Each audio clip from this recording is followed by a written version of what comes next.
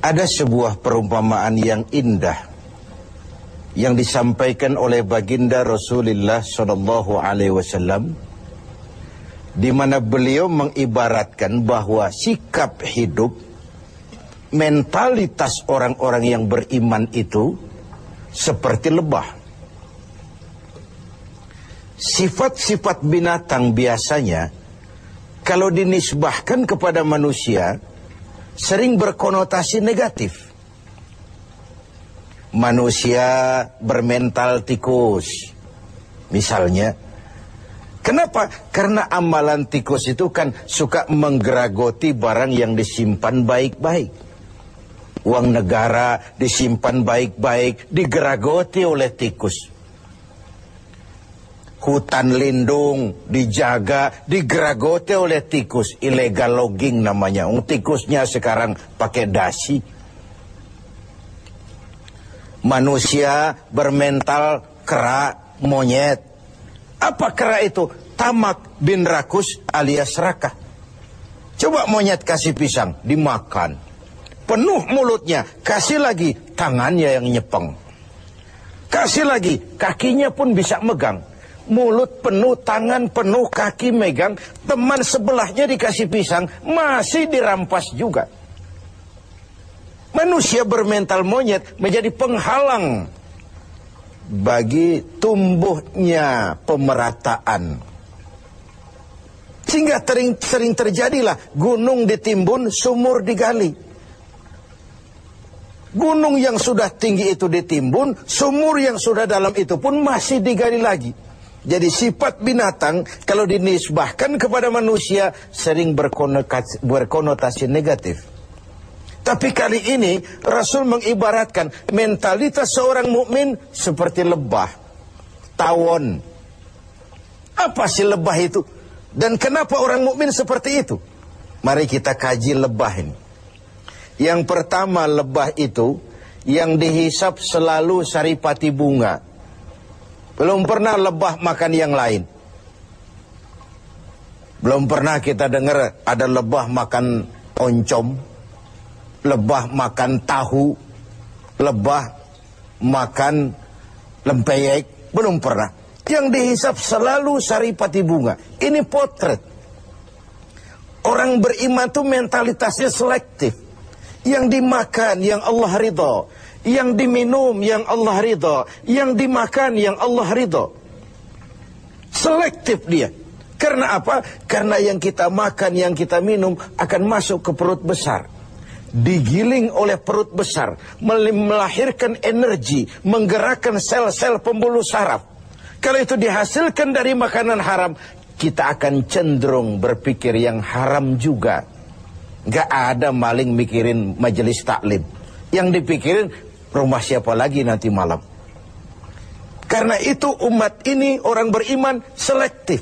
Yang diminum yang Allah ridha, yang dimakan yang Allah ridha, yang dipakai pun yang Allah ridha. Itu mentalitas. Kita hidup di zaman di mana dunia makin mengglobal. Persaingan semakin tajam dan ketat.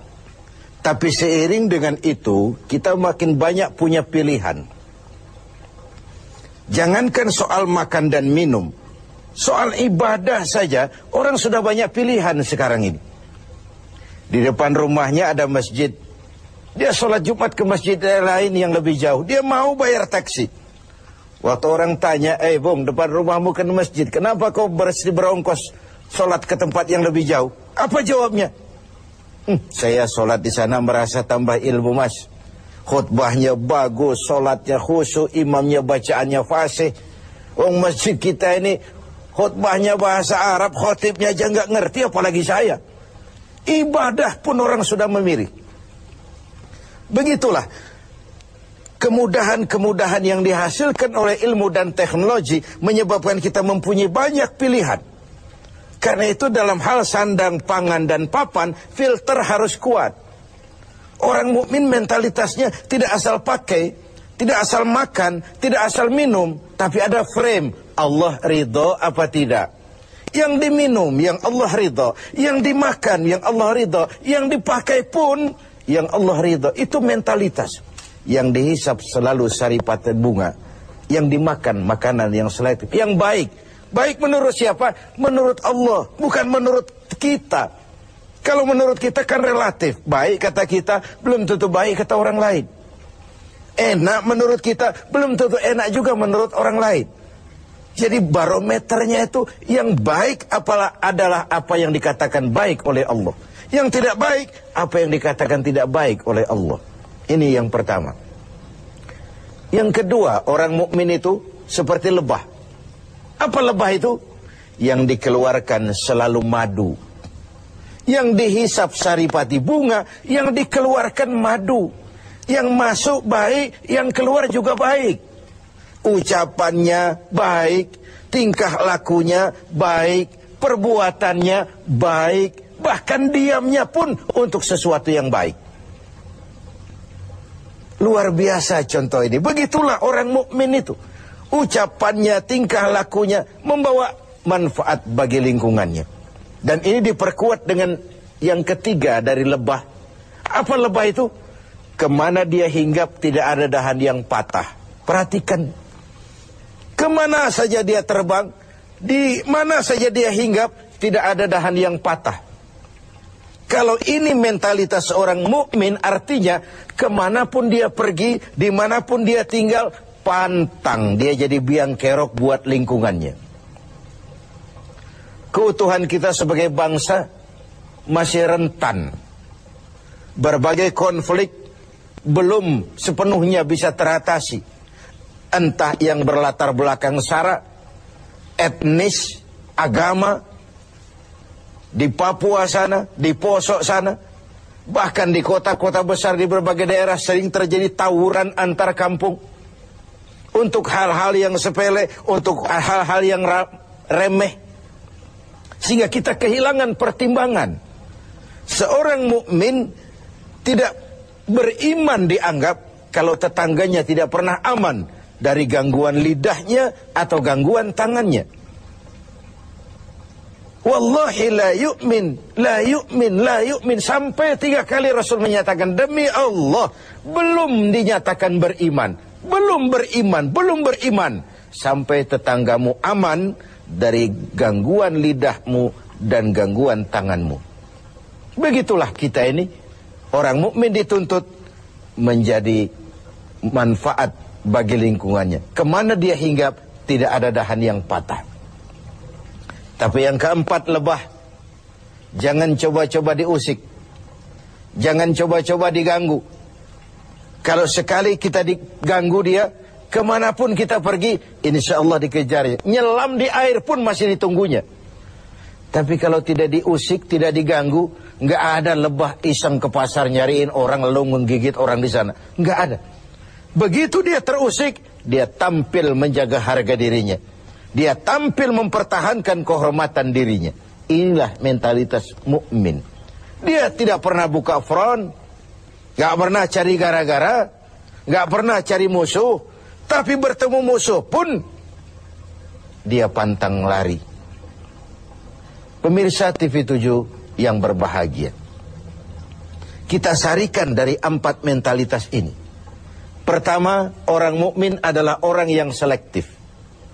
Karena kita tahu bahwa makanan dan minuman sangat mempengaruhi bukan saja pertumbuhan biologis kita, tapi juga pertumbuhan daya pikir kita. Karena begitu makanan dicerna oleh anggota tubuh kita, lalu ditransfer ke seluruh jaringan-jaringan tubuh, melahirkan energi yang menggerakkan sel-sel pembuluh saraf, maka dia akan cenderung kembali dari mana makanan dan minuman itu berasal. Kalau dia berasal dari barang yang haram, dia akan cenderung menggerakkan sel-sel pembuluh saraf untuk cenderung berpikir tentang yang haram juga. Akibatnya perbuatan pun akan mengarah kepada yang haram. Inilah Ramadan, di mana dari yang halal saja kita mengatur diri, menahan diri, konon lagi dari yang haram. Dari yang jelas halalnya kita kendalikan diri, kita atur, kita tata sedemikian rupa, konon lagi dari yang haram. Lalu yang kedua, seorang mukmin harus menjadi rahmah bagi lingkungannya. pantang dia jadi biang kerok bagi lingkungannya. Kita tahu bahwa ada 3 tujuan penjajahan ini. Pertama, ekspansi kekuasaan. Yang kedua, dominasi ekonomi. Dan yang ketiga, penetrasi kebudayaan. Dari yang pertama, kita sudah jelas bangsa yang merdeka. Tidak ada lagi kekuasaan asing yang mengatur kita, apalagi bercokol di tanah air tercinta ini. Tapi dari 2 yang terakhir, dominasi ekonomi dan penetrasi kebudayaan, kita harus masih berjuang keras untuk merdeka. Secara ekonomi, kita masih bergantung kepada bantuan asing. Lalu bermanis-manis kita anggaplah itu sebagai pelengkap. Tapi akhirnya jadi penentu. Jadi beban yang memberatkan. Bukan saja kita, tapi anak cucu kita di belakang kemudian hari nanti. Dari segi penetrasi kebudayaan, yang nampak saja food, fan, fashion, anak-anak kita habis dijajan. Food, makanan. Anak-anak kita tidak bangga lagi dengan produk bangsa kita sendiri. Food, belum lagi fashion. Disinilah kita harus punya filter yang kuat dalam dunia yang makin mengglobal, di mana kita berhadapan dengan sekian banyak pilihan. Bukankah kita ingat riwayat Nabi Nuh mengantisipasi banjir?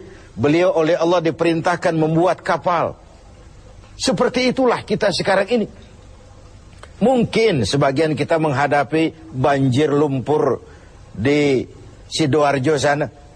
Tapi yang tidak, kita tetap menghadapi fase-fase banjir itu. Entah banjir maksiat dan munkarat, entah banjirnya peradaban dan kebudayaan yang menghancurkan moral anak-anak kita. Menghadapi banjir seperti itu, bersikaplah seperti Nabi Nuh terhadap umatnya dan Nabi Nuh terhadap putranya sendiri. Apa yang terjadi? Kan'an putra Nabi Nuh tidak ikut naik ke kapal, tapi kumpul di darat bersama orang-orang kafir.